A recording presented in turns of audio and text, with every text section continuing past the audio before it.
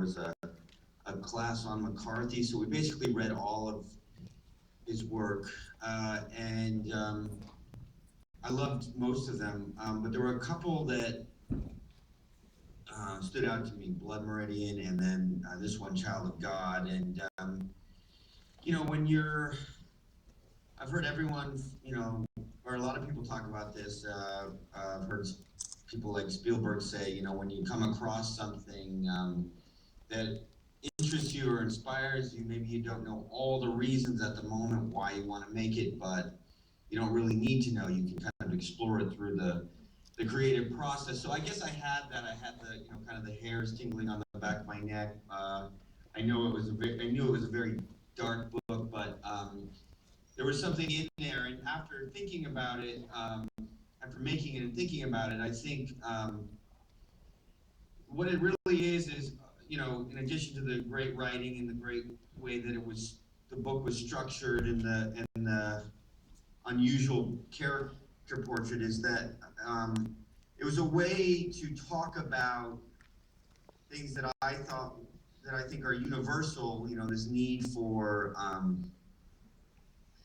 a connection with an other, someone outside of ourselves, the need to love and be loved. You know, that it was a movie about that, but it told it in a very kind of extreme and unusual way, basically through necrophilia. And so, as a filmmaker, I thought that was, you know, those were all the reasons I wanted to make movies. You know, make something new, but something that people can relate to. Yeah, I mean, it is a very singular film. I think it's probably the cinema's greatest portrait of necrophilia ever. Thank you. You're welcome. To what extent did the book, did you subtract or add things to the book? I'm not familiar with the book. I'm guessing it's not a very long novel.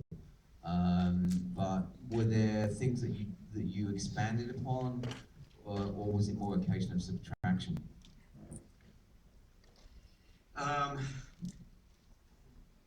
The approach here, I've adapted a few books now.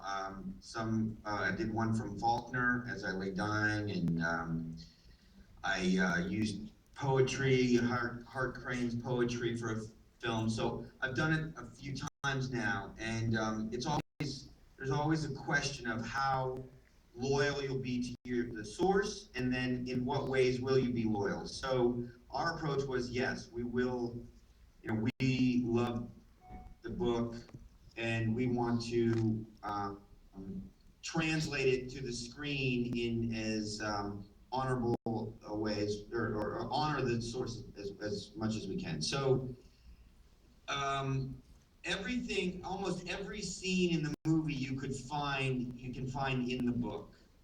As far as the, except for the scene where Lester shoots the stuffed animals. That is not in the stuffed animals are in the book, but he doesn't have his kind of breakdown moment where he shoots them. And I love that. That's one of my favorite scenes, and it really just came out of the fact that we were there shooting, and it was a movie that had a lone protagonist.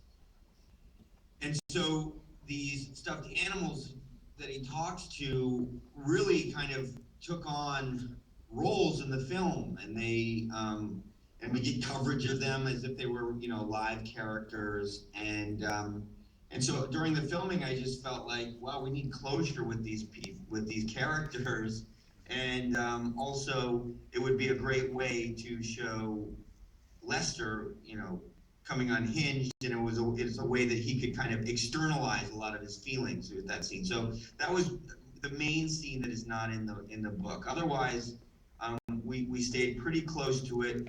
We did. There's more at the end of the book. There's a bit of an epilogue that talks about Lester's fate, but essentially that we shot, but I lopped it off because essentially it seemed to me that it was what the epilogue in the book was doing, was telling or relating one of Cormac McCarthy's main themes, which is this kind of recurrence of violence, or just that violence, there's something inherently violent about humans, and so he will layer his books with violence, but also traces of violence throughout history.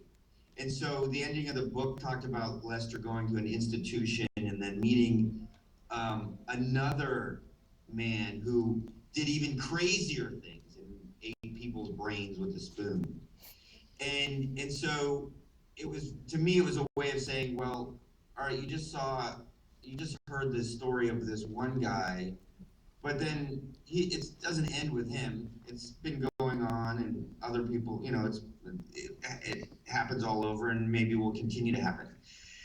And so I guess I thought it was a cleaner and more kind of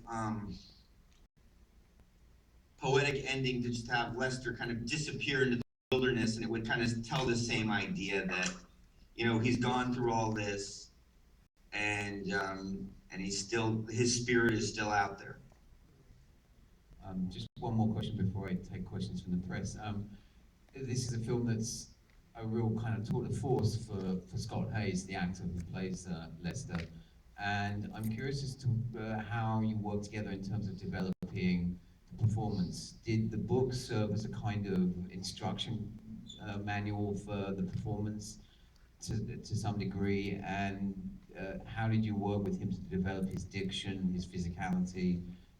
It's a really extraordinary performance that has qualities of kind of a child, but also qualities of an animal ultimately. And I'm just interested in how you worked with Scott Walker to develop this. Scott Haze, yeah. Scott Walker is a singer. Scott Haze. Yeah. Thank you so much, and I completely agree with you. And I would say that I'm well aware that it's a movie with disturbing subject matter that is not for everyone. But I think one thing I don't think anyone that has eyes can deny is that Scott gives an incredible performance, and so I'm very proud that exists. And I've known Scott for over 10 years. He's a friend of a friend. The actor Jim Perrick from True Blood is Scott Haze's childhood friend, and so I met Scott, and over the 10 years, I saw Scott go through some very dark personal things in his life, and he was kind of the friend that I didn't really want to spend much time with for a long time. He was just kind of crazy, and then he kind of came through all that and became a better man on the other side. And so when I finally got the rights to the book, I saw that Scott was a dependable kind of person, and so I thought I can have the best of both worlds. He could draw on his dark personal experiences as an actor, but as a director, I could, depend on him to be a, professional and not be a liability trying to make the movie, but would be an ally making this movie. And it was also, I also knew that it was a role. It was a role that I could. When I first read the book, I imagined maybe Sam Rockwell in the role, or Michael Shannon has become a good friend of mine, but I guess I already cast Michael Shannon in a necrophilia role for a short film at NYU called Herbert White. But I thought, well, let's cast somebody that people don't know, not that, anyone will think, oh, it's really like a mountain man he found or something, but it'll just help the suspension of disbelief even more if it's just like, wow, who is this guy? And is he really like that? And then I knew that if I put Scott in this role, he was at a place in his career where, you see this with a lot of actors. There's like the one role where they just go for it, just go to extremes to prepare.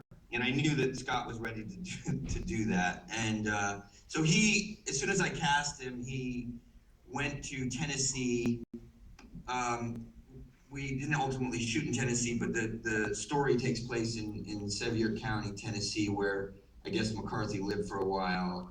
And so Scott went out there and isolated himself for 3 months before we shot. He met, his friend actually ended up being the historian of Sevier County, so I guess he met, you know, the locals and moonshiners and learned how to operate that rifle and really worked on, you know, the accent and actually, I guess I wasn't with him, but I guess he stayed overnight in actual caves on his own. Uh, um, and so when I got to where we ultimately shot, Scott was, you know, fully in character, and I, you know, as a director, tamper with something like a performance. Don't. If it's all working, just step back and let it be. And he, you know, I hadn't seen him in 3 months, and I walked into his hotel room the day before shooting, and it was like you know, Lester was born. It was like he was in his little cocoon about ready to come out, and he was just a different, he was Lester, basically.